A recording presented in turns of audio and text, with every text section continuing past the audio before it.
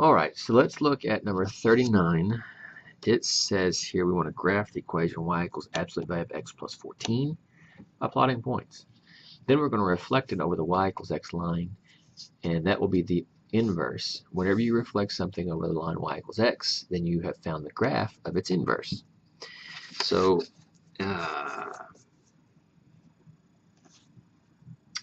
if I was going to graph this by plotting points, get a piece of paper.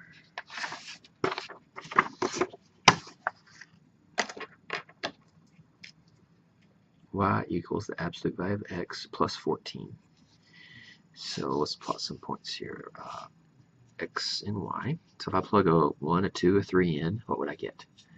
Absolute value of 1 plus 14 is 15. Absolute value of 2 is 2 plus 14 would be 16. Absolute value of 3 plus 14 would be 17. What about 0? Absolute value of 0 is 0 plus 14 is 14. But negative 1, negative 2. Negative 1, absolute value of negative 1 is 1. 1 plus 14 is 15.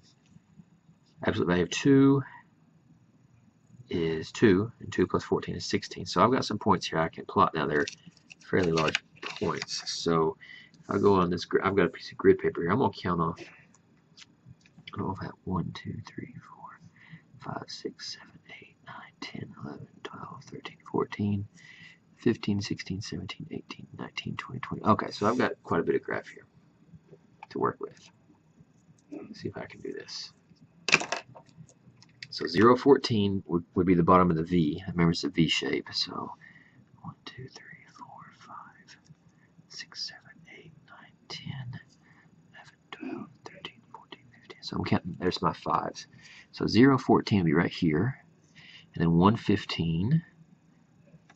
2, 16. I'll just plot my points that I said. Now it'd be 3, 17. So there's that side of the V. And then negative 1, positive 15. Negative 2, positive 16. So there's the other side of the V.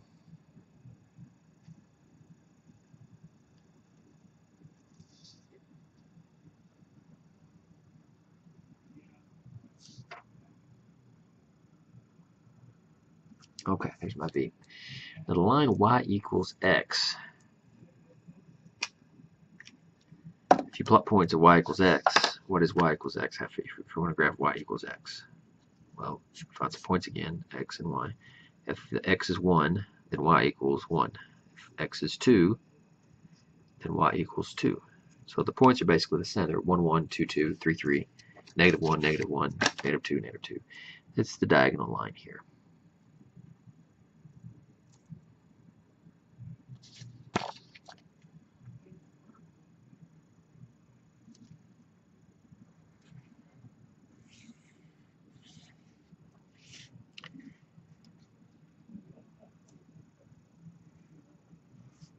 Okay.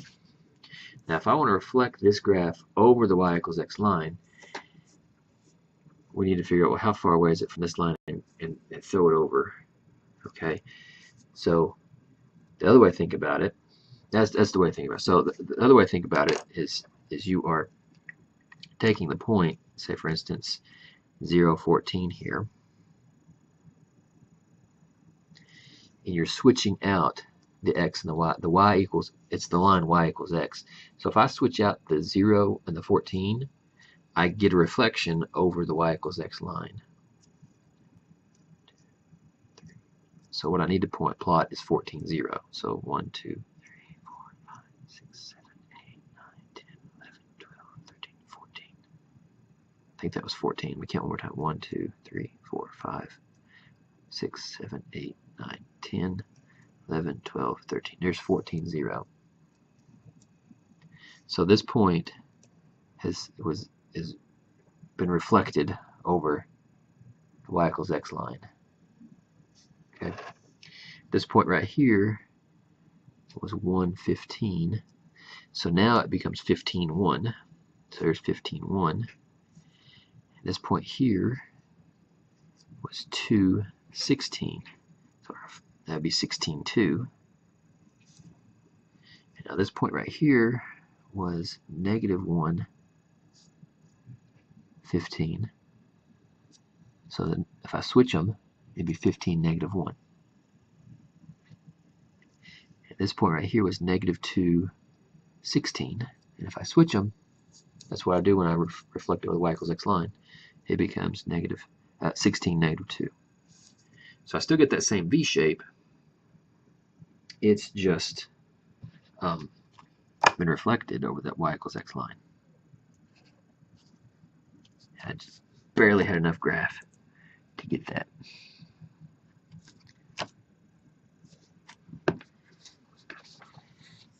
And therein lies the idea of what an inverse is. An inverse can be graphed. It's basically the graph of if you take the graph of a function and reflect it over the y equals x line, that's the inverse of that graph. Okay? Or essentially all you're doing is switching the points, the y equals x and x equals y. So you switch out the x and the y. That kind of is the idea of an inverse, is you switch out, you invert the x and the y's.